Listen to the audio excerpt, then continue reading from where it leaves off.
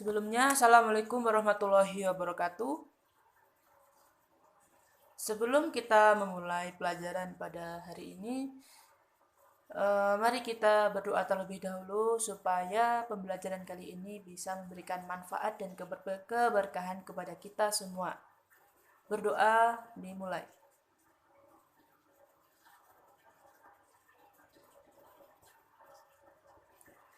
Berdoa selesai.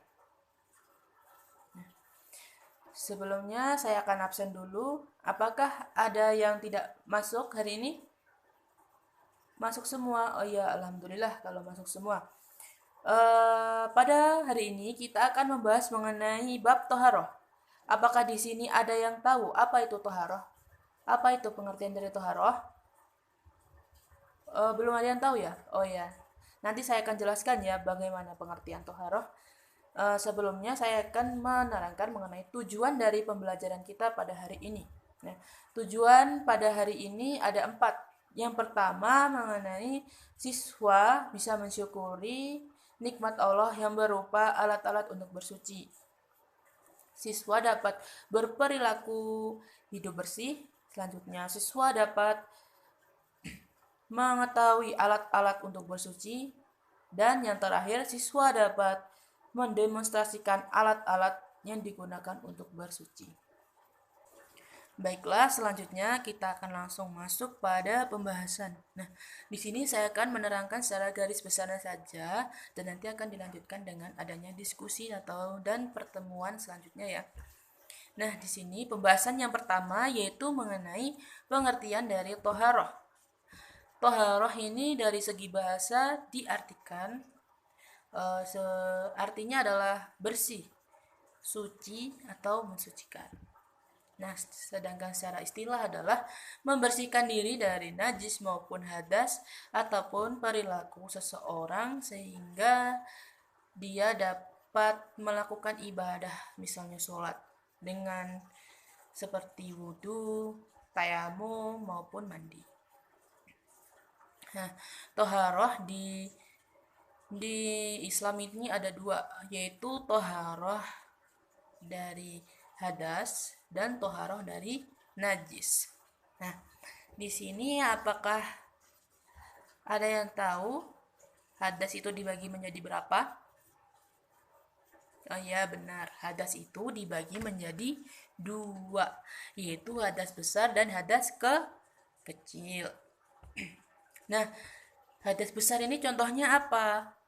Hadas besar ini contohnya adalah keluarnya air mani dari kemaluan ataupun orang yang melakukan hubungan suami istri. Nah, cara membersihkannya bagaimana? Nah, cara membersihkannya adalah dengan mandi keramas ataupun mandi besar. Mandi besar itu adalah ini. Kita mandi, sebelum mandi itu kita berwudu. Setelahnya kita mandi, nah, mandi keramas ya. Nah, selanjutnya yaitu hadas kecil. Hadas kecil ini contohnya apa? Ada yang tahu? Hadas kecil? Ya, benar, kentut. Lalu apa lagi? Buang air besar, iya. Terus buang air kecil, iya. Benar. Nah, ini cara membersihkannya adalah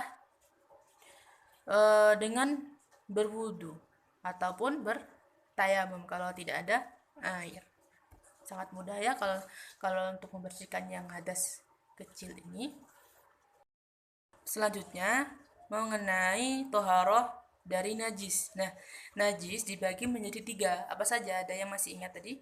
Najis mukhafafah, najis mutawasiotoh, dan najis mughaladoh. Nah, yang pertama yaitu najis mukhafafah. Contohnya dari najis mukhafafah ini apa? Contoh dari najis mukhafafah ini adalah air kencing bayi laki-laki. Nah, cara membersihkan najis mukhafafah ini adalah dengan memercikkan air. Cuma dipercikan air pada bagian yang terkena kencing bayi laki-laki tersebut. Tidak perlu sampai dicuci pakai sabun. Nah, itu enggak, cuma dipercikan air saja sampai di bagian yang terkena najis itu. Nah, selanjutnya yaitu najis mutawasitoh. Nah, ini contohnya apa? Contohnya adalah seperti kotoran manusia, kotoran hewan. Nah, ini cara membersihkannya apa? Ya, dicuci. Kalau yang ini sampai dicuci sampai hilang warna, bau, dan rasanya dari najis tersebut. Nah, yang ketiga mengenai najis mughaladah. Nah, najis mughaladah ini najis contohnya apa? Ada yang tahu? Ini sering kita najis mughaladah ini contohnya adalah air liur anjing atau jilatan anjing dan babi. Nah, cara membersihkannya ini adalah sampai 7 kali loh. Sampai 7 kali dengan air, dibilas 7 kali dengan air, dan salah satunya dicampuri dengan tanah. Nah, makanya jangan sampai kena ya sama jilatan anjing ataupun jilatan babi. Baik, cukup ya dari pembahasan saya. Apakah ada yang ingin bertanya dari penjelasan saya tadi? Apakah masih ada yang kurang jelas dari penjelasan saya tadi? Silahkan ditanyakan, nanti saya akan jelaskan lagi. Sudah tidak ada yang bertanya ini? Ya sudah, kalau begitu saya sudah anggap kalian paham semua ya kalau begitu ya. Nah, ya. Selanjutnya saya akan membagi kelompok menjadi 4. Nah, saya akan bagi kelompok menjadi 4 terlebih dahulu. Nah, dari sini ke belakang kelompok 1 ya. Meja ini 1, ke belakang kelompok 1. Yang ini meja kedua ini kelompok 2. Meja kedua ke belakang ini kelompok 2. Meja ketiga ke belakang ini kelompok yang ketiga. Dan meja yang keempat ke belakang ini kelompok 4. Nah, silahkan untuk berkumpul terlebih dahulu. Nanti akan saya jelaskan bagaimana sistem diskusinya ya. Apakah sudah kumpul semua? Nah, kalau sudah kumpul semua akan saya jelaskan mengenai apa saja yang akan didiskusikan nanti per kelompoknya. Nah, di sini kan air dibagi menjadi 4. Nah, air suci dan mensucikan, air suci tidak mensucikan, air mutanajis, dan air makruh. Nah, nanti setiap kelompok akan membahas ini satu-satu ya. Kan ada 4 kelompok. Nah, yang kelompok 1 akan membahas pengertian saja ya. Pengertian dari air suci dan mensucikan. Yang kelompok 2 membahas mengenai air suci tetapi tidak mensucikan. Dan kelompok 3 membahas mengenai air mutanajis.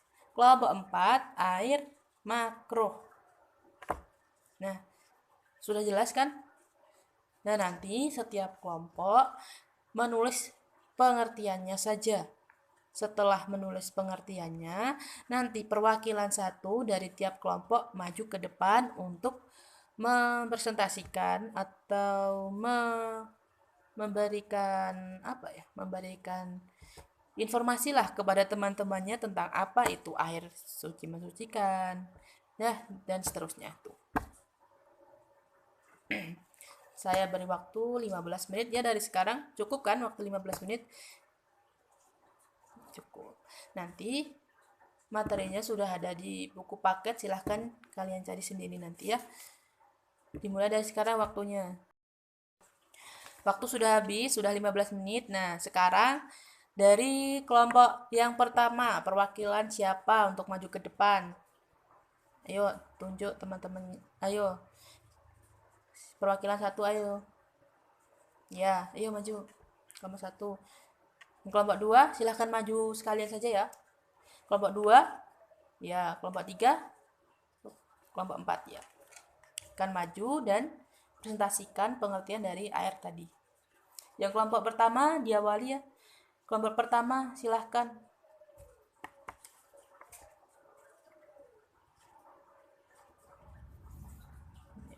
Terus lanjut kelompok kedua tentang air suci tidak dapat mensucikan.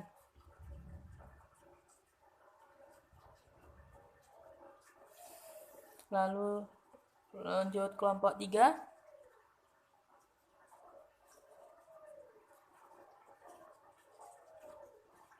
kelompok 4. Ya, silahkan kembali lagi. Sudah paham kan semuanya? Nah, sekarang saya akan jelaskan kembali ya tentang 4 air tadi. Yang pertama yaitu mengenai air suci dan mensucikan. Nah, sini sudah jelas air suci dan mensucikan.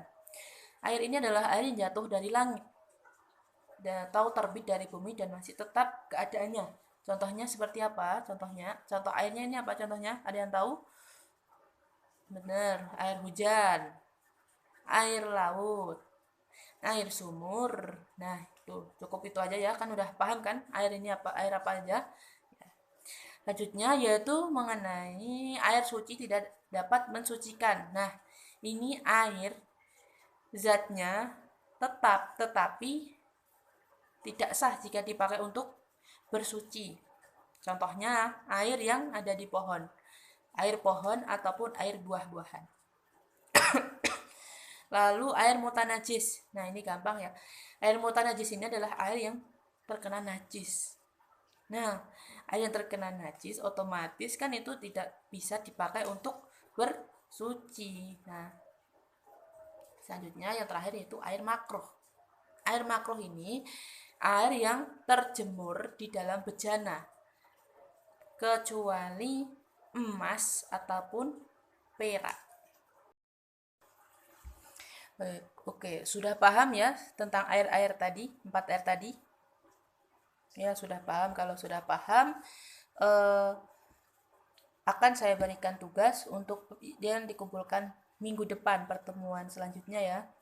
Ya, tugasnya adalah merangkum materi tentang toharoh ini yang mengenai hadas dan najis saja, tentang hadas dan najis saja. Terserah, boleh dari internet maupun dari buku paket, buku LKS maupun terserah, yang pokoknya yang harus dirangkum mengenai najis dan hadas ya. Dikumpulkan minggu depan. Apakah masih ada yang bertanya lagi? Sudah jelas kan mengenai tugasnya tadi? Nah, kalau sudah tidak ada pertanyaan, mari kita tutup pertemuan pada hari ini dengan doa kafaratul majelis. Subhanakallahumma wa bihamdika asyhadu an la ilaha illa anta astaghfiruka wa atubu ilaik. Sekian dari saya, apabila ada salahnya saya mohon maaf. Wassalamualaikum warahmatullahi wabarakatuh.